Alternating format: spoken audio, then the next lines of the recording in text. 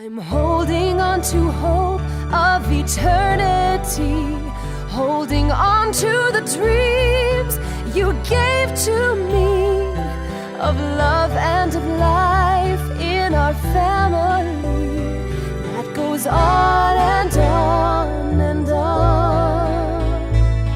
I'm holding on to hope of eternity, to the love that's become a legacy, and the life that we have in our family that goes on and on and on, and goes on and on and on.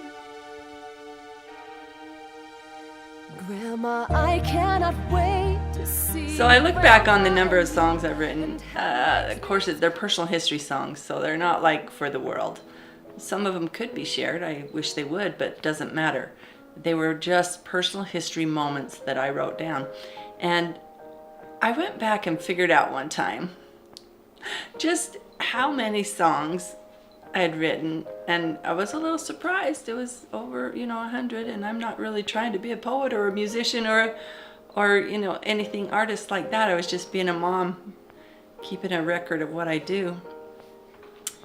And I wrote more poems while I was pregnant with Dianne Blackham, and more songs than at any other time in my life. So kind of a go into it, have a good time, let's write a lot of songs. And then I kind of just once in a while, every few years.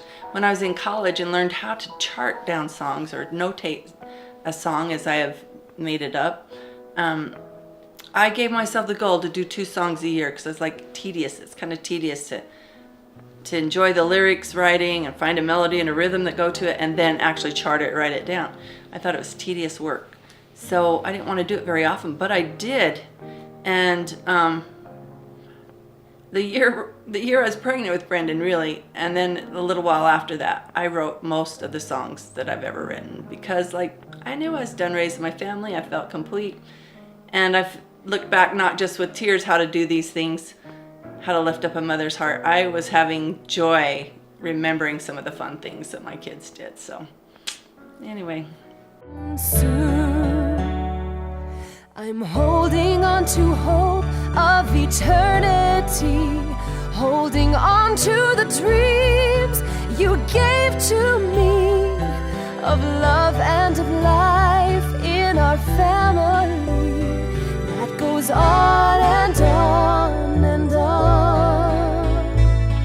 I'm holding on to hope of eternity, to the love that's become a legacy, and the life that we have in our family that goes on and on and on, and goes on and on and on. Well, why do I like art and poetry and music? It's because as a little girl, that was our entertainment. So my mother would sing to us on her knees, so would my dad, rock us in a rocking chair after he got home from work, and sing. My mother could sing beautifully, and my dad could sing one note really good. And we loved it that he did it anyway. He sang to us.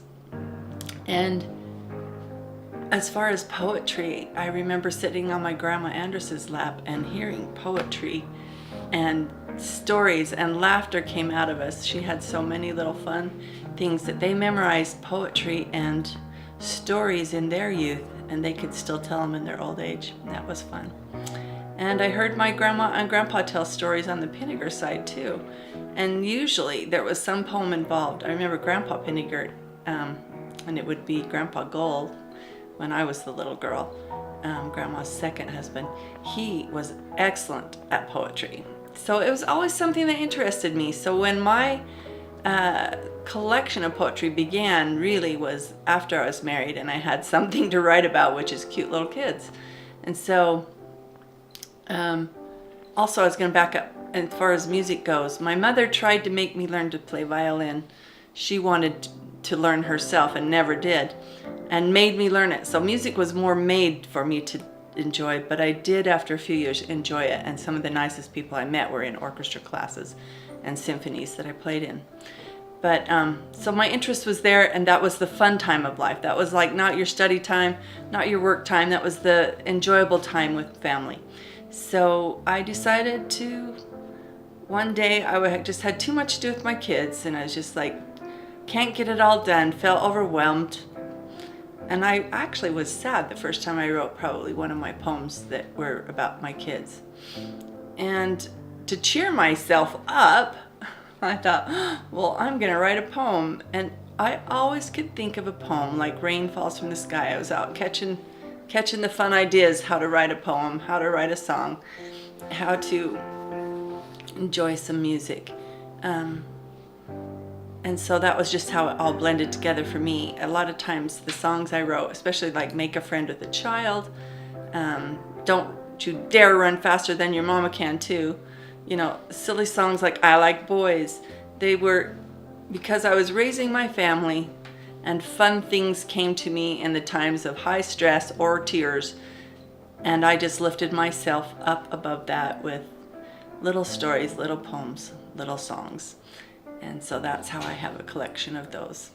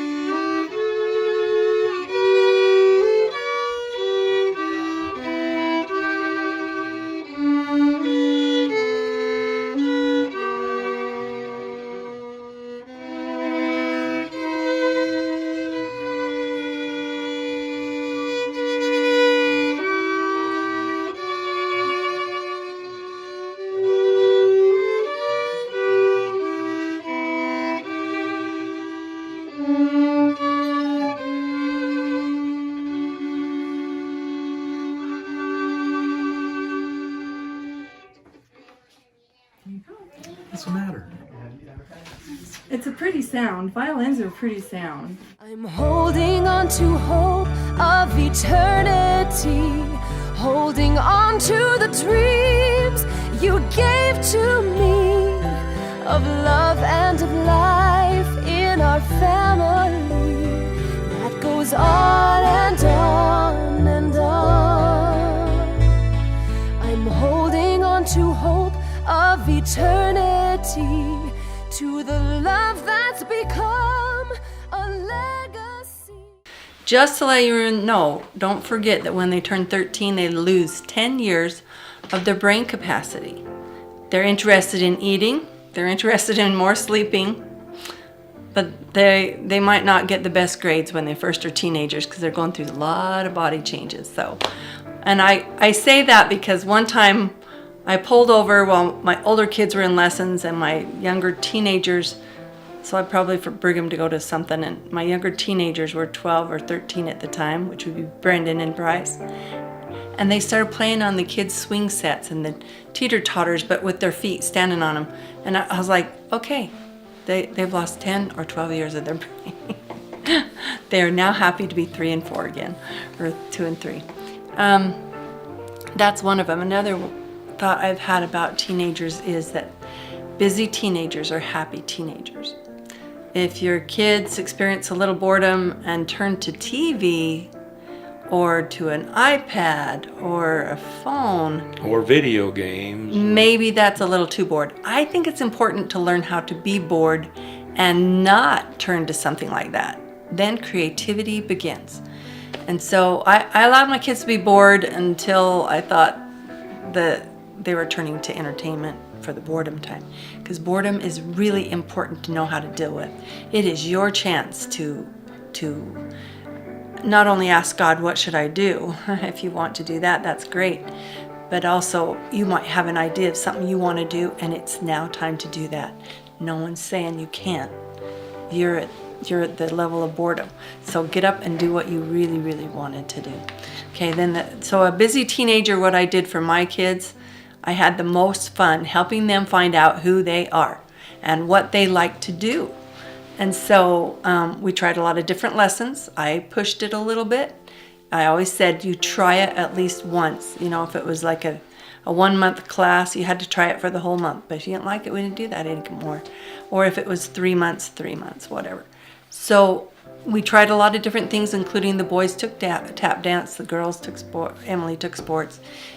She ended up still being a cheerleader. My boys still liked all the big sports, even though I made them take tap dance. And I think they learned to dance, though. They're not afraid to dance. Emily and Brad were pretty good river dancers. They tap danced together. Oh yeah, they really went to tap dancing lessons together. That was a lot of fun.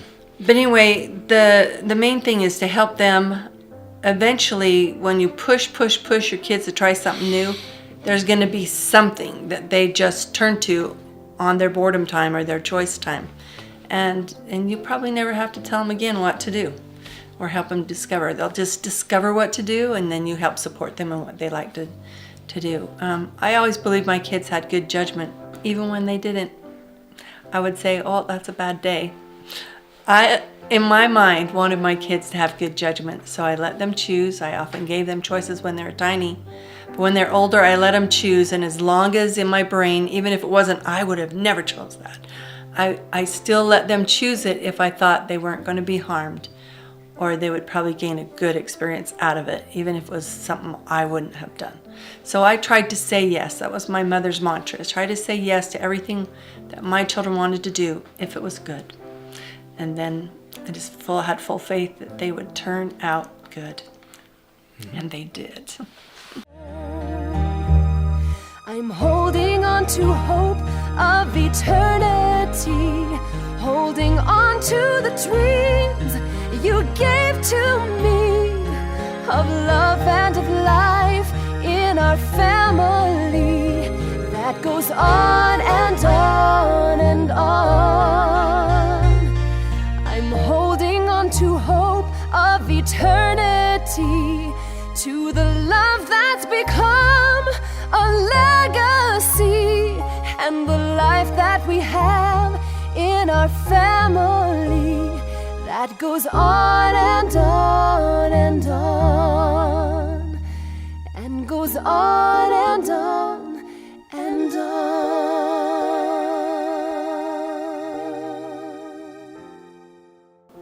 Whenever I think on the word marriage, I think I've been lucky to have a good marriage. And I think that we've focused on helping each other be their best. Maybe I did a little more laundry than he did, but I wanted him to be his best when he walked out the door.